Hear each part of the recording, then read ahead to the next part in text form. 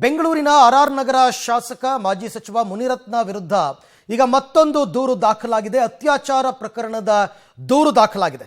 ರಾಮನಗರದ Kagalipura police station ಲಿಮಿಟ್ಸ್ನಲ್ಲಿ ಅಂದರೆ ಆ ಸ್ಟೇಷನ್ನಲ್ಲಿ ಈಗ ದೂರು ದಾಖಲಾಗಿರ್ತಕ್ಕಂಥದ್ದು. ರೇಪ್ ಕೇಸ್ನಲ್ಲಿ ಆರ್ ನಗರ ಶಾಸಕ ಮುನಿರತ್ನ ಮೊದಲ ಆರೋಪಿ ಆಗಿದ್ದಾರೆ.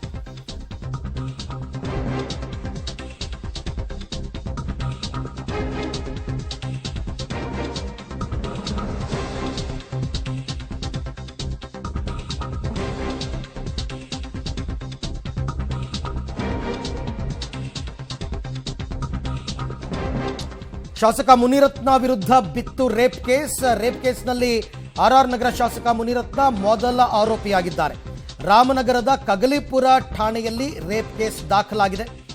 ಖಾಸಗಿ ರೆಸಾರ್ಟ್ ಒಂದರಲ್ಲಿ ಅತ್ಯಾಚಾರ ಎಸಗಿದ್ದಾರೆ ಅಂತಕ್ಕಂಥ ಆರೋಪ ಶಾಸಕ ಮುನಿರತ್ನ ಸೇರಿದಂತೆ ಒಟ್ಟು 7 ಜನರ ಮೇಲೆ ಈ ರೇಪ್ ಕೇಸ್ ದಾಖಲಾಗಿದೆ.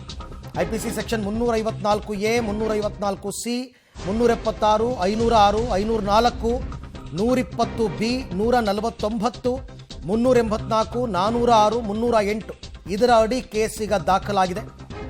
ಈಗಾಗಲೇ ಕಗಲಿಪುರ ಪೊಲೀಸ್ ಸ್ಟೇಷನ್ನಲ್ಲಿ FIR ಆಗಿದೆ.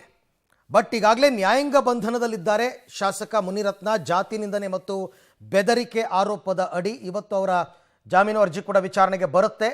ಅದರಲ್ಲಿ ಪ್ರಮುಖವಾಗಿ ಈಗಿರ್ತಕ್ಕಂಥದ್ದು ಇನ್ನೊಂದು ಕೇಸ್ ದಾಖಲಾಗಿದೆಯಲ್ಲ, ಇದು ಅತ್ಯಾಚಾರ ಪ್ರಕರಣ. ಈ ಕೇಸ್ ಈಗ FIR ಆಗಿದೆ. ಸಾಕಷ್ಟು ಆರೋಪಗಳನ್ನು ಮಾಡಿದ್ದಾರೆ. ಅಂದರೆ ಒಂದೊಂದು ಸೆಕ್ಷನ್ ಕೂಡ ಒಂದೊಂದು ಆರೋಪಗಳನ್ನು ಹೇಳ್ತಾ ಹೋಗ್ತಾ ಇದೆ. ಸೊ ಅಲ್ಲಿಗೆ ಒಟ್ಟು ಒಂದು 8 ರಿಂದ 9 ಸೆಕ್ಷನ್ಸ್ಗಳನ್ನು ಹಾಕಿ FIR ಅನ್ನು ಮಾಡಿದ್ದಾರೆ ಆರ್ ನಗರ ಶಾಸಕ ಮುನಿರತ್ನ ಅವರ ವಿರುದ್ಧ. ಈ ಕೇಸ್ನಲ್ಲಿ FIR ನಲ್ಲಿ ಮೊದಲ ಆರೋಪಿಯಾಗಿರ್ತಕ್ಕಂಥದ್ದು ಮುನಿರತ್ನ. ಅವರು ಸೇರಿದಂತೆ ಒಟ್ಟು 7 ಜನರ ಮೇಲೆ ಈಗ FIR ಅನ್ನು ಹಾಕಲಾಗಿದೆ. ಒಂದೇ ಕೇಸು, ಬಟ್ 7 ಜನರ ಮೇಲೆ FIR ಅನ್ನು ಹಾಕಿದ್ದಾರೆ. ಸೊ ಈ ಪ್ರಕರಣ ಎಲ್ಲಿಯದ್ದು, ಯಾವಾಗ ನಡೆದಿರ್ತಕ್ಕಂಥದ್ದು, ಇದರ ಆರೋಪ ಏನು, ಆರೋಪವನ್ನು ಮಾಡಿರ್ತಕ್ಕಂಥದ್ದು ಯಾರು, ಎಲ್ಲವೂ ಕೂಡ ಇನ್ನು ಮುಂದೆ ಈಗ ಬೆಳಕಿಗೆ ಬರಬೇಕಾಗಿದೆ. ಶಾಸಕ ಮುನಿರತ್ನ ವಿರುದ್ಧ ರೇಪ್ ಕೇಸ್.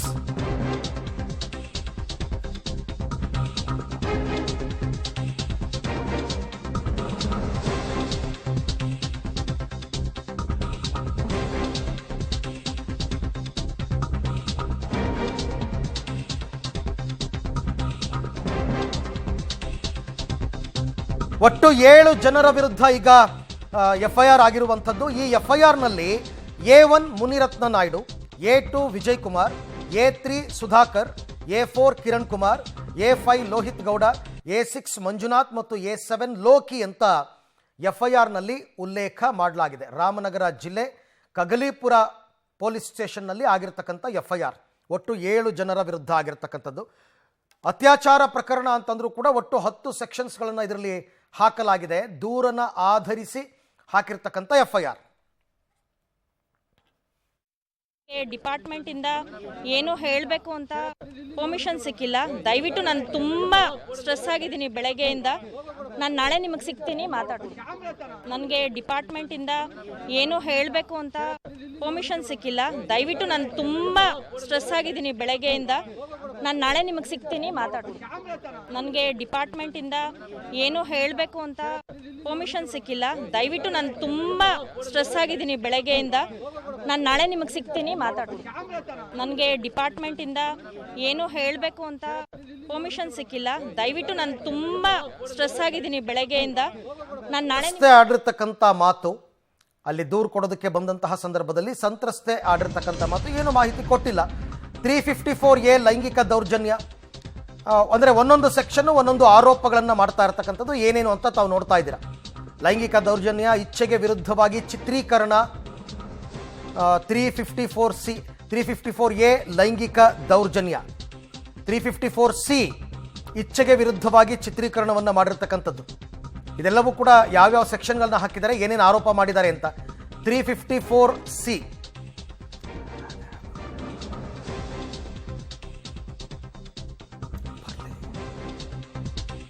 354A, 354C ಆರೋಪ ಅಂದರೆ ಸೆಕ್ಷನ್ಸ್ ಹಾಕಿರ್ತಕ್ಕಂಥದ್ದು FIR ನಲ್ಲಿ. ಇದು ಮುನಿರತ್ನ ಸೇರಿದಂತೆ ಒಟ್ಟು 7 ಜನರ ವಿರುದ್ಧ ಸೆಕ್ಷನ್ಸ್ಗಳು ಏನೇನು ಹೇಳ್ತಾ ಇದೆ, ಯಾವ ಯಾವ ಆರೋಪಗಳನ್ನು ಮಾಡಿದ್ದಾರೆ ಇವರ ವಿರುದ್ಧ ಅಂತಂದ್ಬಿಟ್ಟು ಲೈಂಗಿಕ ದೌರ್ಜನ್ಯ ಪ್ರಕರಣ ಇದು. ಹಾಗೆ ನೋಡಕ್ಕೆ ಹೋದರೆ 354A 354C ಇದೆಲ್ಲವೂ ಕೂಡ 376N2 ಸರ್ಕಾರಿ ಸೇವಕನಿಂದ ನಿರಂತರ ಅತ್ಯಾಚಾರ. ಅಂದರೆ ಜನಪ್ರತಿನಿಧಿ ಕಾಯ್ದೆ ಅಟ್ರಾಕ್ಟ್ ಆಗುತ್ತೆ, ಯಾಕೆಂದರೆ ಆತ ಸರ್ಕಾರಿ ಸೇವಕ. ಸೊ ಜನಪ್ರತಿನಿಧಿಗಳ ಯಾಕೆಂದರೆ ಅವ್ರು MLA ಕೂಡ ಆಗಿರ್ತಕ್ಕಂಥ ಕಾರಣಕ್ಕೋಸ್ಕರ ಈ ಸೆಕ್ಷನನ್ನು ಕೂಡ ಈಗ ಅಲ್ಲಿ ಸೇರಿಸಿದ್ದಾರೆ. 506 ಜೀವ ಬೆದರಿಕೆ, 506 ಜೀವ ಬೆದರಿಕೆ ಹಾಕಿದ್ದಾರೆ ಅಂತಕ್ಕಂಥ ಇನ್ನೊಂದು ಆರೋಪವನ್ನು ಮಾಡ್ತಾ ಇರತಕ್ಕಂಥದ್ದು. 506, 504 ಉದ್ದೇಶಪೂರ್ವಕ ನಿಂದನೆ, 504 ಉದ್ದೇಶಪೂರ್ವಕ ನಿಂದನೆ ಸೆಕ್ಷನ್ಸ್ ಏನು ಹೇಳ್ತಾ ಇದೆ ಅಂತ. ಸೊ ಇದೆಲ್ಲವೂ ಕೂಡ ಅವ್ರ ಮೇಲೆ ಮುನಿರತ್ನ ಮತ್ತು 7 ಜನರ ಮೇಲೆ ಮಾಡಿರ್ತಕ್ಕಂಥ ಆರೋಪಗಳು. ಆ ಆರೋಪಗಳ ಬಗ್ಗೆ ಮಾಹಿತಿಯನ್ನು ಕೊಡ್ತಾ ಇದ್ದೀವಿ ನಿಮಗೆ. 120B ಅಪರಾಧಿಕ ಒಳಸಂಚು, ಅಪರಾಧಿಕ ಒಳಸಂಚನ್ನು ಎಸಗಿದ್ದಾರೆ ಅಂತಕ್ಕಂಥ ಮತ್ತೊಂದು ಆರೋಪವನ್ನು FIRನಲ್ಲಿ ಸೇರಿಸಿದ್ದಾರೆ. ಆ ಸೆಕ್ಷನ್ 120B. 149 ಕಾನೂನು ಬಾಹಿರ ಸಭೆ, ಕಾನೂನು ಬಾಹಿರವಾಗಿ ಸಭೆಯನ್ನು ನಡೆಸಿದ್ದಾರೆ ಅಂತ ವಿವರವಾಗಿ ಎಲ್ಲವನ್ನ ಹೇಳ್ತಾ ಹೋಗ್ತಾರೆ FIR ಕಾಪಿನಲ್ಲಿ. ಯಾಕೆ ಇದನ್ನೆಲ್ಲ ಈ ಸೆಕ್ಷನ್ಸ್ಗಳನ್ನ ಯಾಕೆ ಹಾಕಿದ್ದಾರೆ, ಏನು ಆರೋಪ, ಏನು ತಪ್ಪು ಮಾಡಿದ್ದಾರೆ ಅವರು ಅಂತಕ್ಕಂಥದ್ದನ್ನು. 384 ಸುಲಿಗೆ.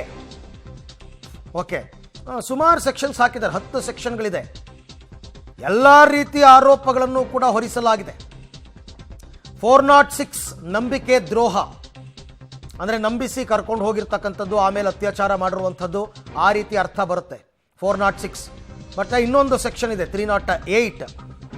ಸೊ ಇದೆಲ್ಲವೂ ಕೂಡ FIRನಲ್ಲಿ ಹಾಕಿರೋದು. 308 ಕೊಲೆ ಯತ್ನ, ಕೊಲೆ ಯತ್ನ, ಕೊಲೆಯಲ್ಲ ಕೊಲೆ ಯತ್ನ, ಇಷ್ಟನ್ನೂ ಕೂಡ ಈಗ FIRನಲ್ಲಿ ಸೇರಿಸಿದ್ದಾರೆ.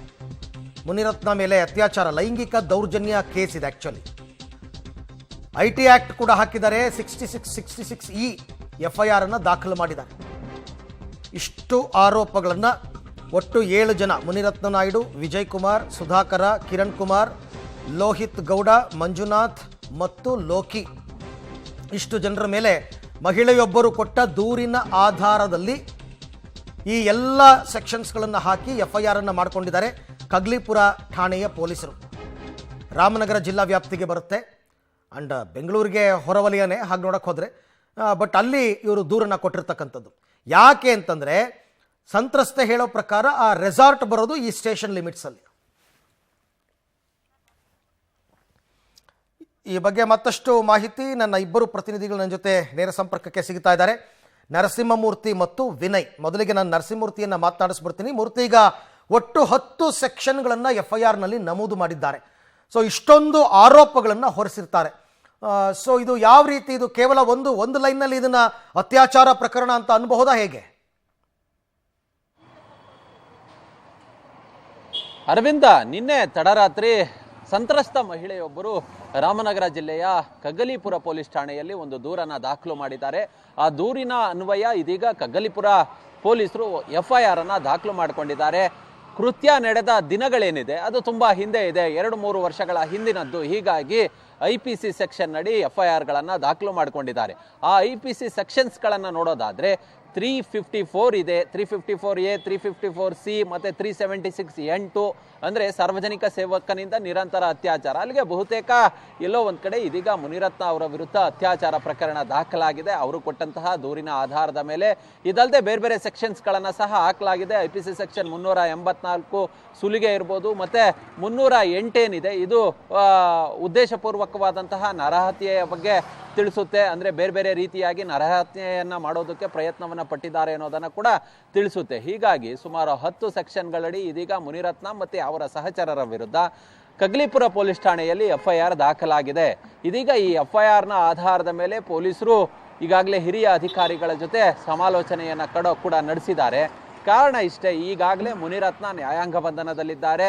ಈ ಹಿಂದೆ ವೈಯಾಲಿಕಾವಲ್ ಪೊಲೀಸ್ ಠಾಣೆಯಲ್ಲಿ ದಾಖಲಾಗಿದ್ದಂತಹ ಒಂದು ಪ್ರಕರಣದಲ್ಲಿ, ಆ ಪ್ರಕರಣದಲ್ಲಿ ಜಾತಿ ನಿಂದನೆಯನ್ನು ಮಾಡಿದ್ರು, ಬೆದರಿಕೆಯನ್ನು ಹಾಕಿದ್ರು ಅನ್ನೋ ಪ್ರಕರಣದಡಿ ಇದೀಗ ಅರೆಸ್ಟ್ ಮಾಡಲಾಗಿತ್ತು. ಆ ಪ್ರಕರಣದ ಅರ್ಜಿಯ ಆದೇಶ ಇವತ್ತು ನ್ಯಾಯಾಲಯದಲ್ಲಿ ಬಾಕಿ ಇದೆ. ಹೀಗಾಗಿ ನ್ಯಾಯಾಲಯದಲ್ಲಿ ಏನಾದರೂ ಮುನಿರತ್ನ ಅವರಿಗೆ ಜಾಮೀನು ಸಿಕ್ಕಿದ್ದೇ ಆದಲ್ಲಿ ಅವರು ಜೈಲಿನಿಂದ ಹೊರ ಬರ್ತಿದ್ದಂತೆ ಅರೆಸ್ಟ್ ಮಾಡ್ಕೊಳ್ಳೋ ಉದ್ದೇಶ ಪೊಲೀಸರಿಗೆ ಇದ್ದಂತೆ ಕಂಡು ಬರ್ತಿದೆ. ಅದನ್ನು ಹೊರತುಪಡಿಸಿದ್ರೆ ಇವತ್ತು ಏನಾದರೂ ಮುನಿರತ್ನ ಅವರ ಜಾಮೀನಿನ ಅರ್ಜಿ ವಜಾ ಆದರೆ ಪೊಲೀಸರು ನ್ಯಾಯಾಲಯಕ್ಕೆ ಬಾಡಿ ವಾರೆಂಟ್ ನಡಿ ಪಡೆದುಕೊಳ್ಳೋದಕ್ಕೂ ಕೂಡ ಅರ್ಜಿಯನ್ನು ಸಲ್ಲಿಕೆ ಮಾಡಿಕೊಂಡಿದ್ದಾರೆ. ಹೀಗಾಗಿ ಬಹುತೇಕ ಈಗಾಗಲೇ ಅತ್ಯಾಚಾರ ಪ್ರಕರಣ ದಾಖಲಾಗಿದೆ. ಯಾಕಂತ ಹೇಳಿದ್ರೆ 376N2 ಏನಿದೆ ಇದು 10 ವರ್ಷಕ್ಕಿಂತ ಹೆಚ್ಚಿನ ಸಜೆಯನ್ನು ಹೊಂದಿರತಕ್ಕಂತಹ ಸೆಕ್ಷನ್.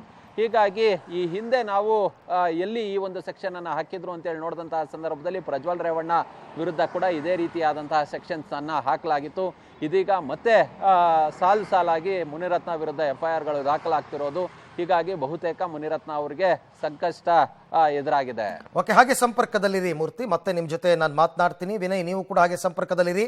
ಒಟ್ಟಾರೆ ಇವಾಗ 2-3 ವರ್ಷಗಳ ಹಿಂದಿನ ಪ್ರಕರಣ ಅನ್ನೋದೇ ಆದರೆ ಇಷ್ಟು ದಿನಗಳು ಯಾಕೆ ಅವರು ದೂರನ್ನ ಕೊಟ್ಟಿರಲಿಲ್ಲ ಅಂತಕ್ಕಂಥ ಇನ್ನೊಂದು ಪ್ರಶ್ನೆ ಮೂಡುತ್ತೆ. ಓಕೆ, ಇನ್ನು ನನ್ನ ಮತ್ತೊಬ್ಬ ಕೊಲೀಗ್ ವಿನಯ್ ಕೂಡ ನನ್ನ ಜೊತೆ ಇದ್ದಾರೆ. ವಿನಯ್, ಈ ಪ್ರಕರಣ 2-3 ವರ್ಷಗಳ ಹಿಂದಿನದ್ದು ಅಂತ ಹೇಳ್ತಾ ಇದ್ದಾರೆ. ಯಾವಾಗ ನಡೆದಿರೋದು, ಏನು ಡೀಟೇಲ್ಸು, ಇಷ್ಟು ದಿನ ಯಾಕೆ ದೂರು ಕೊಟ್ಟಿರಲಿಲ್ಲ ಅಂತ?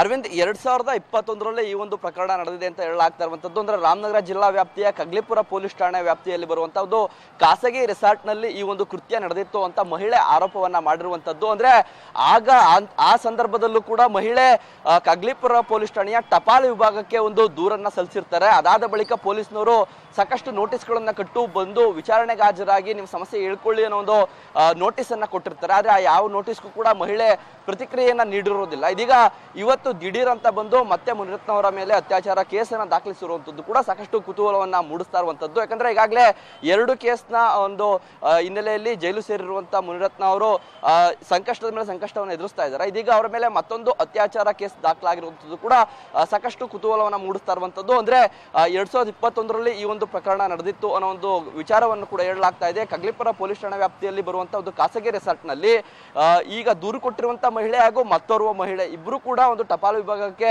ದೂರನ್ನ ಸಲ್ಲಿಸಿರ್ತಾರೆ. ಅಂದ್ರೆ ಈ ರೀತಿ ನನ್ನ ಮೇಲೆ ಅತ್ಯಾಚಾರ ಆಗ್ತಾ ಇದೆ, ಜೊತೆಗೆ ಟ್ರ್ಯಾಪ್ಗೆ ನಮ್ಮನ್ನ ಬಳಸ್ಕೊಳ್ಳಲಾಗ್ತಾ ಇದೆ, ಇಂತಹ ಒಂದಷ್ಟು ವಿಚಾರಗಳನ್ನ ಸೇರಿಸ್ಕೊಂಡು ಟಪಾಲು ವಿಭಾಗಕ್ಕೆ ಒಂದು ಅರ್ಜಿಯನ್ನ ಹಾಕಿರ್ತಾರೆ. ಅದಾದ ಬಳಿಕ ಟಪಾಲನ್ನ ಸ್ವೀಕರಿಸಿದಂತ ಪೊಲೀಸ್ ಇಲಾಖೆ ನೋಟಿಸ್ ಅನ್ನ ಕೊಟ್ಟು ಠಾಣೆಗೆ ಒಂದು ವಿಚಾರಣೆಗೆ ಹಾಜರಾಗಬೇಕು ಅನ್ನೋ ಒಂದು ನೋಟಿಸ್ಗಳನ್ನ ನೀಡಿರ್ತಾರೆ. ಇಷ್ಟಾದ್ರೂ ಕೂಡ 3-4 ವರ್ಷಗಳಿಂದ ಯಾವುದೇ ರೀತಿಯ ನೋಟಿಸ್ಗೆ ಪ್ರತಿಕ್ರಿಯೆಯನ್ನ ಕೊಟ್ಟಿರೋದಿಲ್ಲ. ಠಾಣೆಗೆ ಬಂದು ಅದರ ಬಗ್ಗೆ ಸಂಪೂರ್ಣವಾದ ಹೇಳಿಕೆಯನ್ನ ನೀಡಿರೋದಿಲ್ಲ. ಇದೀಗ ನಿನ್ನೆ ಬಂದು ದೂರನ್ನ ನೀಡಿದಂತ ಮಹಿಳೆ ಸುಮಾರು 2 ಗಂಟೆಗಳ ಕಾಲ ಡಿವೈಎಸ್ಪಿ ದಿನಕರ್ ಶೆಟ್ಟಿ ಮುಂದೆ ಎಲ್ಲಾ ವಿಚಾರವನ್ನು ಕೂಡ ವಿವರಣೆ ನೀಡಿರುವಂತದ್ದು. ಅಂದ್ರೆ ಈಗ ನೀಡಿರುವಂತ ಕೇಸ್ ಏನಿದೆ, ಕೇಸ್ನಲ್ಲಿ ಯಾರ್ಯಾರು ಭಾಗಿಯಾಗಿದ್ದಾರೆ, ಮುನಿರತ್ನಗೆ ಸೇರಿ 7 ಜನರ ಮೇಲೆ ಏನು FIR ದಾಖಲಾಗಿದೆ, ಅವರ ಪಾತ್ರ ಏನು ಎಂಬುದರ ಬಗ್ಗೆ ಕೂಡ ಮಹಿಳೆ ವಿವರಣೆಯನ್ನ ನೀಡಿರುವಂತದ್ದು. Arvind, right, thank you Vinay, ತಮ್ಮ ಎಲ್ಲ ಮಾಹಿತಿ